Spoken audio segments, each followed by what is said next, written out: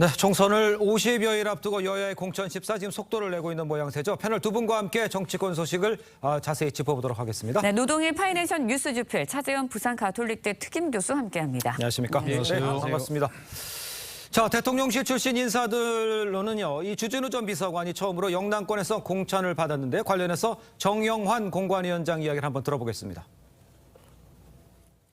주진우 비서관 같은 경우에는 단수공청 요건에 확실히 해당하고 빨리 하는 게 좋을 것 같아요. 집중해가지고. 그래서 단수 추천을 했습니다. 그냥. 지금까지는 비교적 간단했는데 우산 인력들이 경합되는 데는 굉장히 좀 고민을 하게 됐고요. 지금부터 이제 방정식이 고차 방정식으로 이제 들어가고 있어가지고 자, 지금부터 이제 고차 방정식에 들어간다고 이야기를 했습니다. 이른바 지금 양재라고 할 수 있는 데서 이제 처음으로 주진우 전 비서관 단수 공천을 받았고요. 대통령실 출신 참모 중에는 지금까지 그러니까 주진우, 이승환, 전희경 이 세 명이 이제 본선행을 확정을 했어요. 전체적으로 보시기에 뭐 양지다 뭐 이렇게 얘기하기는 좀 어렵지 않을까 생각되는데요. 네, 여권 전체적으로 평가를 해보면 네. 일단 현재까지는 두 번째로 상대적으로 세 번째로 과거에 비해 과거에. 예, 뭐 순항하고 있다고 볼 수 있는 것들이죠. 예. 우리가 다 알지 않습니까? 좀 뭐 정영환 공관위원장이 이렇게 얘기하지 않습니까? 지금까지는 더하기 빼기만 하면 됐는데 네. 이제부터는 방정식을 풀어야 한다 하는 거니까 이제 현재까지는 순항하고 있는데 앞으로는 폭발력이 있는 부분이 있을 수 있다 예. 하는 얘기고요. 예. 상대적으로 정치는 상대적 아닙니까? 그렇죠. 내가 잘해도 상대가 더 잘하면 내가 지는 거고 내가 못해도 상대가 더 못하면 내가 지는 건데 이기는 건데 지금까지는 민주당에 비해서 자본 비교적 적은 그런 공천을 하고 있다. 그리고 이른바 뭐 중진 의원들에게 험지로 가라고 하는 예. 이른바 재배치의 경우에도 중진 의원들 그래도 다 수긍하는 그런 모양새 아니었습니까? 예. 뭐 김성태 전 의원, 김무성 전 의원 이런 분도 상당히 뇌관이었는데 그분들도 조용히 지금 당의 조치에 수긍하는 모양새고요. 또 과거에 비해 과거 2016년, 2020년 당 내부 분란으로 다 자멸한 거 아닙니까? 네. 잘 알고 있지 않습니까? 뭐 그런 상황에 비해서 현재까지 순항하고 있는데 지금 문제는 지금부터 고차 방정식을 어떻게 풀어가느냐 예. 하는 그런 경우가 남았고요. 좀 전에 얘기하신 그 주진우, 이승환, 전희경 이런 분들이 지금 현재 주목됐던 부분 아닙니까? 그렇습니다. 특히 주진우 비서관이 그러니까요. 주목됐던 그런 부분이고요. 그런데 해운대는 뭐 본인이 전혀 연고가 없는 데 아니고요. 부산 출신이니까 예. 부산에서 중고등학교를 다 나왔기 때문에 뭐 그런 상황이고 또 해운대는 하태경 의원이 빠지면서 전략 공천 지역이 됐으니까 그렇죠. 단수 공천하는 것도 무리는 없다 생각합니다. 그리고 이승환, 전희경 이런 분들은 여당 그 후보들이 막 서로 가려고 하는 그런 양지가 아니잖아요. 그렇죠. 어려운 지역이고 그분들에게 뭐 단수 공천 주는 것은 아마도 누구도 이의를 제기하기 어려운 뭐 그런 상황 아닌가 싶습니다. 알겠습니다. 네, 뭐 완만한 뭐 공천이었다 이런 평가를 해주신 것 같은데 김기현 전 대표 일단 단수 공천 명단이나 경선 대상 명단에도 이름이 없습니다. 저희 어저께 TV조선 단독 보도로는 뭐 경선 지역으로 포함이 돼 있다라는 보도가 나가기도 했는데 어떻게 보시나요? 일단 뭐 지금 이제 좀 예상할 수 있는 그 변수는 가능성은 세 가지잖아요. 일단 뭐 컷오프인데 컷오프가 바로 공천 탈락인데 당대표를 지내면 그것도 전직 당대표를 거의 컷오프 시기에는 예. 정치적 파장이 너무 크다. 그런 측면에서 그 가능성은 거의 없다고 보는 것이고요. 예. 김기현 뭐 전 대표 같은 경우는 사실은 북구, 그러니까 울산이 상당히 그러니까 국민의힘에서 안방이라긴 예. 하지만 그 울산 지역 중에서도 북구 같은 경우는 노동자들이 많이 살기 때문에 예, 상당히 좀 상대적 흠질하는 곳이거든요. 지금 실제 민주당이 지금 현재 현역 의원을 지금 갖고 있는 지역이기 때문에 예. 그쪽으로 재배치하는 이야기도 나왔습니다만 본인이 지난번 면접 때 단호하게 안 가겠다고 이야기했고 아마 이러한 뜻을 지금 이 공관위도 받아들이는 분위기입니다. 그렇다고 한다면 나머지 하나 남은 것이 자신의 현 지역구인 울산 남구 을에서의 이제 지금 가능성인데 그 부분을 이제 단수 공천으로 바로 하기보다는 아무래도 말씀하신 것처럼 예. 경선 가능성이 있지 않을까 하는 생각이 드는데요. 사실 뭐 전직 대표를 지냈고 또 울산시장을 지냈기 때문에 뭐 경선을 하면 충분히 쉽게 이길 수 있을 거라고 많은 분들이 보지만 예. 문제는 상대가 이때 똑같이 전직 울산시장을 지냈던 박명우 전 시장이 될 가능성이 높기 때문에 사실 만약에 이 지금 경선이 이루어진다고 하더라도 결과를 그러니까 예측하기는 쉽지 않다. 예. 아마 국민의힘 경선이 만약에 그 두 사람이 치러지게 되면 예. 경선 중에서는 가장 큰 빅매치가 되지 않을까 생각이 듭니다. 알겠습니다. 네. 자, 이런 와중에 이제 영남 물갈이 폭이 예상보다 작았다 뭐 이런 이야기도 나오곤 있습니다. 그렇지만 이제 공관위가 속도를 좀 줄이고 또 뭐 조절하고 이러고 있다. 그러니까 뜨거운 감자는 좀 뒤로 밀어놨다 이런 얘기 같은데 그런 경우가 이제 곧 이제 시작이 되겠죠. 아, 그럼요. 좀 전에 말씀드린 현재까지라고 했으니까 이게 지금부터는 문제라는 그런 그러니까요. 또 말이 될 수 있고요. 예. 뭐 영남 지역 뭐 TK가 핵심이고 또 PK도 있지 않겠습니까? 그렇죠. 근데 PK 지역은 지금까지는 비교적 순항했습니다. 뭐 서병수, 김태호 또 조혜진 의원이죠. 예. 이런 분들 그 지역에서 옮기라고 해도 수긍했고요.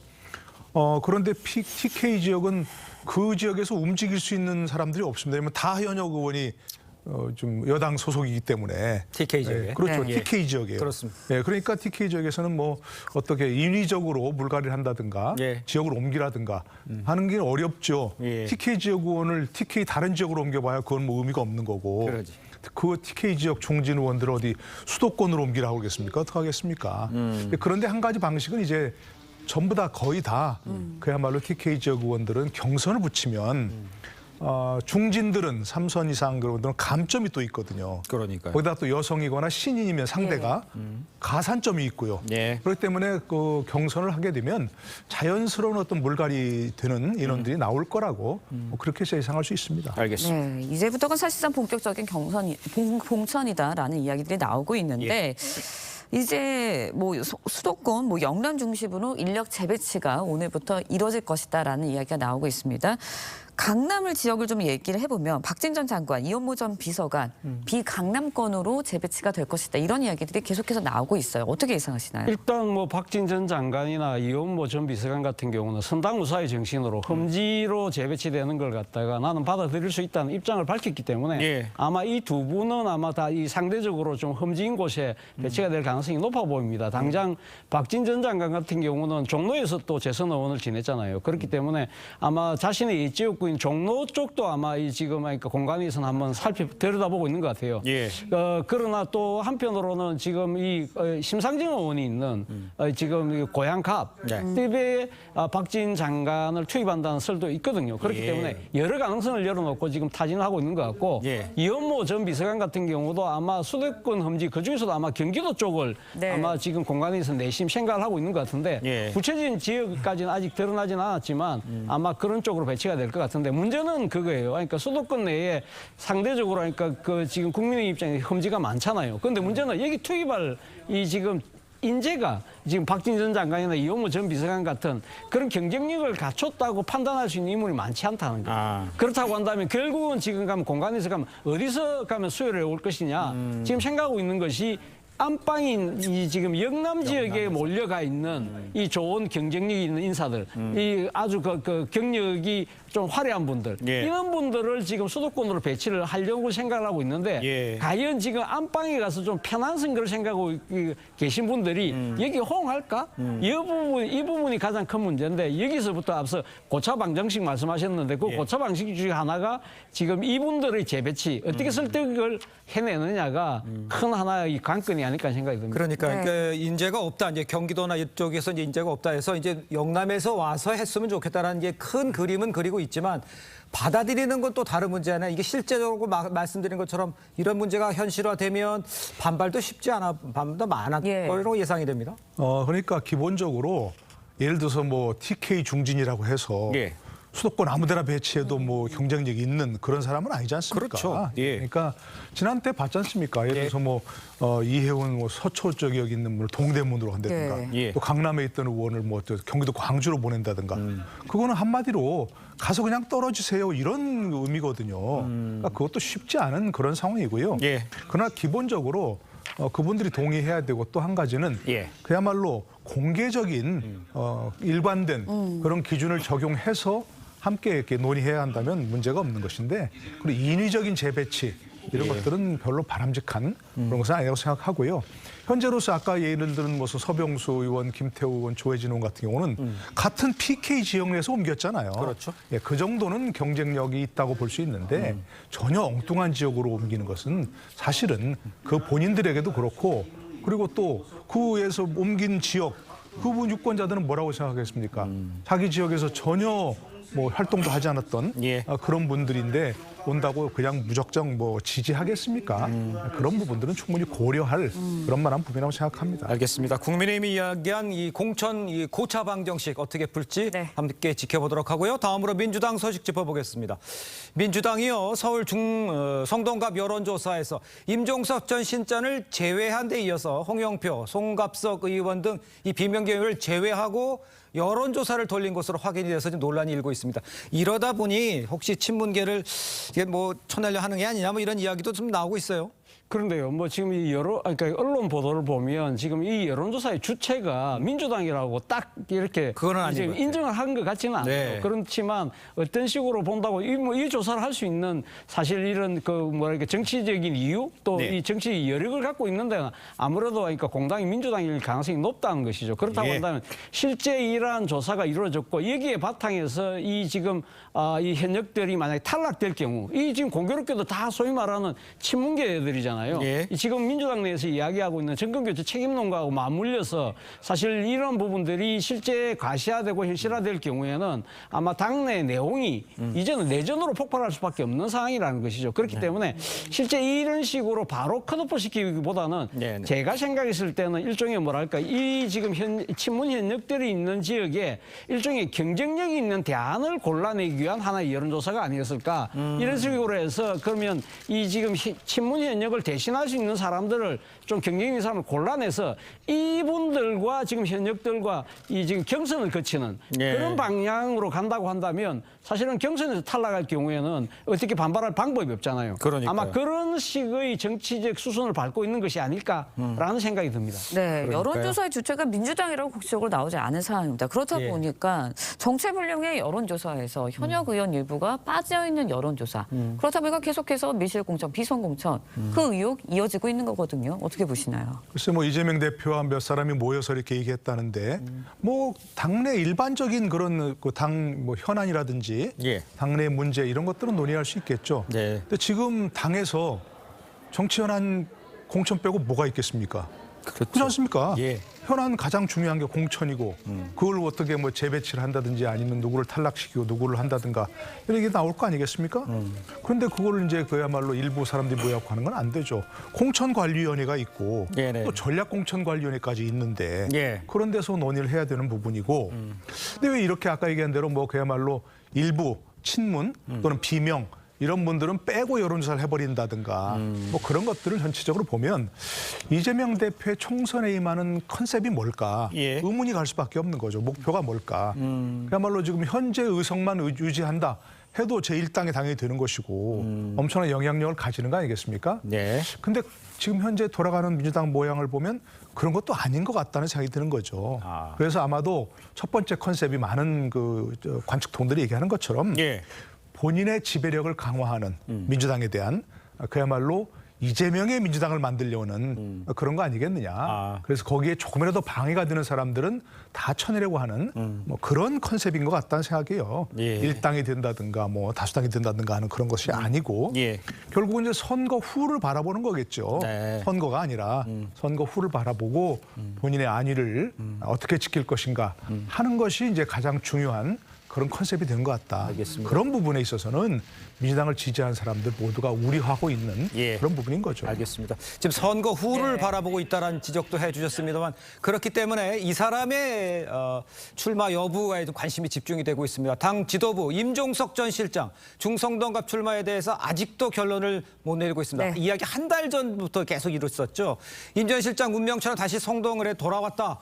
중성동갑 출마 의지를 거듭 밝히고 있는데 이 정도면 경선은 해야 되는 상황 아닙니까? 어떻게 보세요? 글쎄요, 경선을 과연 할 수 있을까요? 이 그렇습니까? 지역이 지금 중성동갑이 민주당에서 전략공천 지역으로 지금 내정해 놓은 그렇습니다. 곳이기 때문에 예. 만약에 지금 경선을 붙일 경우에는 네. 말 그대로 지금 임종석 전 비서실장의 그 정치적 요구에 굴복하는 모양새가 되거든요. 그렇기 때문에 아마 상당히 아마 또 다른 지역에 또 다른 측에서 또 반발이 나올 수 있는 가능성이 있다. 또 실제 임종석 전 비서실장하고 이 지역에서 경선을 붙일 경우에 예. 사실상 임종석 전 비서실장이 이길 가능성도 제가 봤을 때 그렇게 높지 않아요. 그렇다고 그래요? 한다면 임종석 전 비서실장에게 공천을 결정을 내주는 꼴이 되기 때문에 지도부 입장에서는 아마 이 상황을 아마 피하려고 할 거예요. 그렇다고 한다면 그렇다고 해서 바로 컷오프 시키면 소위 말해서 친문계의 반발 이런 것들이 있기 때문에 예. 제가 생각했을 때 가장 합리적이고 좋은 대안은 일종의 뭐랄까 정치적 캐롤 열어주는 예. 그러한 식의 해법을 찾는 것이 좋지 않을까. 예를 들면 임종국 전 비서실장 같은 경우는 정치적 상징성, 이 또 이 일종의 뭐랄까요 경력면이라든지 또 이 경쟁력 이런 차원에서 또 예. 상당히 좀 이 그 뭐랄까 민주당을 상징할 수 있는 인물이거든요. 그렇다고 그렇죠. 한다면 민주당이 지금 표방하고 있는 윤석열 정권 심판을 좀 상징할 수 있는 지역에 당신이 나가서 당신이 앞장서 좀 해달라는 식의 예. 정치적 명분을 준다면 어떨까? 예를 들면 용산 같은 곳에 가서 이 좀 윤석열 정권 심판에 앞장서 달라는 식으로 정치적 명분을 주면서 일종의 서로가 정치적 타협을 찾아가는 것이 저는 합리적인 방안이라고 생각하는데 예. 사실은 그런 시도조차도 지금은 약간 시간이 늦지 늦었다. 않았나 그런 생각도 듭니다. 알겠습니다. 네. 현역 의원 평가 하위 20% 통보에 대해서도 한번 이야기를 해보도록 하겠습니다. 한다 했는데 이르면 오늘부터 시작을 한다고 합니다. 근데 통보가 되면 여기에 비명계가 얼마나 포함이 될지 또 비명계가 많이 포함이 되면 이탈자가 또 얼마나 나올지 여기서 관심이 쏠립니다. 어떻게 전망하시나요? 글쎄, 정확히 이제 명단이 나와 봐야 알겠습니다만은 예. 컷오프 되는 사람들은 본인이 그냥 뭐 경쟁력이 없어서 탈락했다고 생각할까요? 나 이재명계 아니기 때문에 반명이다 비명이기 때문에 탈락했다 이렇게 생각할 거 아니겠습니까?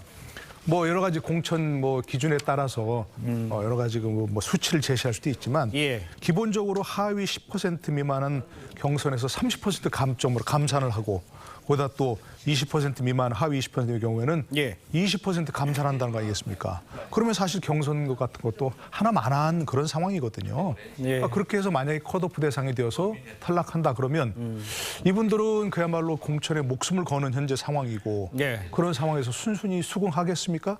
그리고 아무런 선택지가 없다면 어쩔 수 없는 거지만 지금 선택지가 있지 않습니까? 이 제3신당이라고 하는 예. 뭐 개혁신당이라고 하는 그런 선택지가 있으니까 그분들이 대거 옮겨갈 수도 있는 뭐 그런 상황이죠. 만약 민주당에서 또 이재명 대표나 이런 분들이 뭐 그야말로 갈 테면 가라 이런 취지가 아니라면 예. 그것도 지혜롭게 그야말로 그분들을 다독거릴 수 있는 그런 명분을 주는 게 바람직하죠. 네, 알겠습니다. 네. 자, 이런 상황에서 이재명 대표 인천 계양을 지역구 행사에서 맞대결이 예상이 되죠. 원희룡 전 장관 만났습니다. 두 사람의 모습 함께 잠시 보겠습니다. 국회를 방탄용으로 쓰고 있는 국가적 돌덩이일 뿐만 아니라 지역 발전에도 돌덩이로 가로막고 있는 이것을 치워내고 원희룡 장관도 이번에 그 개항을 출마하겠다고 선언했는데 교수님 확신하실까요?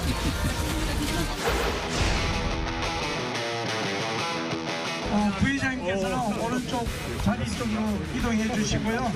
그리고 각 단체 클럽의 회장님께서도 오른쪽으로 와주시고. 네, 두 사람 이제 이 대표와 원 전 장관 6초 남짓 뭐 인사를 나눴습니다. 뭐 이 대표로서는 전체 선거 지휘해야 되는데 가벼운 경쟁자나 아녀 사람을 만난 것 같아요. 어떻게 전망하시나요? 글쎄 뭐 본인은 환영한다고 얘기는 했지만 속으로는 이런데 왜 오셨어요 이렇게 하고 싶었지 않았겠어요? 그럼요.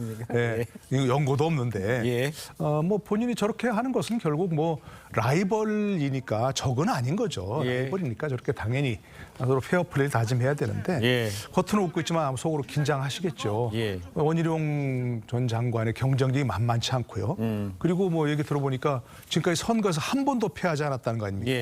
그러니까 만약에 그 저 이른바 뭐 명룡대전이라고 얘기하죠. 예. 개항을 해서 그런 거 성사된다면 그야말로 쉽지 않은 그런 상황이고 예. 전국에 유세단이거나 예. 그러기 어려운 그런 상황일 겁니다. 그래서 일부에서는 심지어는 지금도 이재명 대표가 앞으로 개항 출마 아니고 비례대표로 갈 거다. 그런 얘기도 계속 이런 얘기 나오는 이유가 예. 바로 그런 것들이죠. 예. 쉽지 않기 때문에. 예. 지금 말씀하신 쉽지 않기 때문에 바뀔 수도 있습니까? 짧게 좀 답을 해주시면. 네. 저는 뭐 사실 저도 뭐 바뀔 가능성이 있다고 그렇습니까? 생각하는데 그러니까 예. 지금 험지 출마를 아마 전격 결단할 수도 있지만 제가 생각해 불출마 가능성도 저는 배제할 수 없다는 생각이 듭니다. 왜냐하면 예. 본인 스스로가 지금 기소돼서 재판을 받고 있는 상황인데 지난번에 돈봉투 돌렸다는 그 의원들에게 사실상 불출마를 종용한 꼴이 됐잖아요. 네. 그렇기 때문에 일종의 뭐랄까요 본인의 그러니까 흠결은 덮고 다른 사람에게 그 기준을 강요한다는 그런 지금 비판에 휩싸여 있잖아요. 그리고 네. 또 하나는 사천 논란 같은 것도 이 논란이 있기 때문에 본인이 일종의 정치 개혁에 대한 나름대로의 진정성을 표방하는 차원에서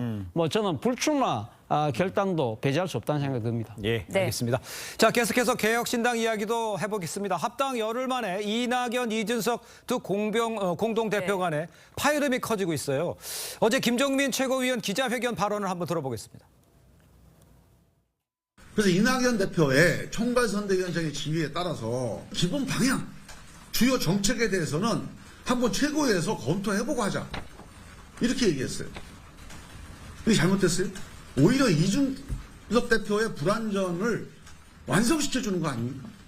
이준석 대표가 좋은 점이 있지만 실수 많이 하잖아요. 자, 일단 네. 그 표면화되어 있는 거는 그 배복주 전 정의당 네. 부대표 입당 문제, 그다음에 선거대책 지휘권을 이준석 대표가 달라 네. 이렇다는 얘기 아니에요. 이거 말고 뒤에 무슨 얘기가 있는 겁니까? 둘 간에. 근데 그런 것을 다 한 단어로 압축시켜주는 게 주도권이죠. 아. 쉽게 말하면 지금 공동대표 체제이긴 하지만 법적 대표는 이준석 대표다. 네. 이런 부분들을 분명히 하겠다는 거죠. 그러니까 네. 이런 식으로 그러니까 주도권을 갖고 가야 소위 말해서 노선과 가치를 반영할 수 있는 정책과 공약을 이준석 대표의 뜻대로 갖고 갈 수 있다. 네. 그래야만 이 지금 이준석 대표의 지지층인 2030 남성 지지층들의 이탈을 붙잡을 수 있다. 네. 그래야만 본인의 정치적 생명이 앞으로 계속 갈 수 있다고 판단을 하기 때문에 여기서는 결코 굽힐 수 없다는 것이죠. 그렇기 네. 때문에 뭘 이야기했냐면 지금 총선 과정에서의 정책 홍보 지휘권을 내기 다 달라. 그리고 또 이 지금 무리를 빚은 인사들 같은 경우에 지금 우리 당에 들어오는 부분에 대해서 분명히 심사할 수 있는 권한을 달라는 부분인데 그것을 지금 김종민 의원이 지금 반대하고 있는 거지 않습니까? 절차는 거쳐야 된다는 예, 절차는 얘기예요. 거쳐야 된다는 예. 이야기이기 때문에 결국 그 부분이 지금 현재 불거진 부분이 앞서 말씀하신 배복주 전 정의당 부대표 같은 경우인데 문제는 지금 이준석 대표가 특정인을 상대로 지금 일종의 뭐랄까요 지금 배제를 하는 네. 그런 모양새가 사실은 반민주적이고 반인권적으로 비치는 것도 사실이거든요. 그 때문에 오늘 최고위원회가 상당히 주목되는데 네. 아마 이준석 대표는 오늘 최고위원회에서 표대기를 통해서라도 이것을 관철시킬 생각을 갖고 있는데요. 설사 이것이 이긴다고 하더라도 예. 과연 이 당이 제대로 굴러갈 수 있을까? 그런 부분들에서는 또 다른 우려를 낳고 있는 것도 사실입니다. 네, 개혁신당 최고위원회 오늘 열릴 예정이고요. 또 예. 이준석 대표 오늘 관훈 토론회에 참석해서 입장을 또 밝힐 수도 있겠다라는 가능성도 얘기가 나오고 있습니다. 근데 총선이 50여일 앞으로 다가왔습니다. 공천도 시작도 안 했는데 주도권 싸움이 계속해서 열리고 있거든요. 어떻게 오늘 뭐 봉합이 될까요? 뭐 이견이 봉합되기는 어려울 것 같고요. 봉합이 되더라도 일시적인 거죠. 제가 언젠가 제3지대 통합이 안 됐을 때 예. 통합이 불가능할 거라고 예상한 건 바로 이런 것 때문입니다. 사실은. 우리가 뭐 미래를 예측하기는 상당히 어렵지만 과거 행적을 바라보면 미래가 대개는 보이지 않습니까? 이준석 대표 이런 행태는 예상됐던 그런 부분입니다. 아니 뭐 꼭 난로에 손을 대봐야 뜨거운 줄 압니까? 뭐 안 대봐도 뜨거운 줄 알아야 그게 지혜로운 건데 예. 이 경우는 특히 국고 보조금을 위해서 2월 15일 날 억지로 그런 합친 결과가 될 수밖에 없는 거죠. 예, 알겠습니다. 양향자 의원이 얘기했지 않습니까? 예. 일주일 정당도 안 된다고. 알겠습니다. 조국 전 장관 이야기를 잠깐 해보도록 하죠. 현충원을 찾아서요. 이재명 대표가 안 갔던 김영삼 전 대통령 묘역을 갔습니다. 간 이유가 보니까 이 검찰판 하나에 정권 비판한 것 같아요. 글쎄요. 지금 조국 전 장관 행보가 중도층을 이렇게 모을 수 있는 그런 동기는 될 수도 있다고 보십니까? 글쎄요, 뭐 우리가 정권 교체를 여러 가지 그야말로 문재인 정부에서 예. 정권 교체를 된 것이 여러 가지 이유가 있겠지만 조국 사태도 그 중에 하나 아니겠습니까? 네. 그죠? 그러니까 지금 상황에서 본인이 더구나 2심까지 1심과 2심이 내용이 달랐다면 모르지만 예. 똑같이 그렇게 완전히 유죄 판결을 난 그런 상황에서도 저렇게 행보를 한다는 것은 도저히 이해하기 어려운 그런 상황이고요. 예. 검찰 독재 얘기하지만 본인들이 검찰 독재를 아무리 얘기해도 누가 그걸 불이익을 줍니까? 그건 독재가 아니라는 그런 상황을 하는 것이고요. 예. 저렇게 또 친당 만든다고 얘기하면 과연 누가 중도층뿐만이 아니고 설사 지지층이었더라도 많이 지지하겠습니까? 그건 정말로 민주당의 독이 되는 그런 행보일 수밖에 없다고 생각합니다. 알겠습니다. 네. 자, 오늘 말씀은 여기까지 듣겠습니다. 인사 나누겠습니다. 고맙습니다. 맞습니다. 감사합니다.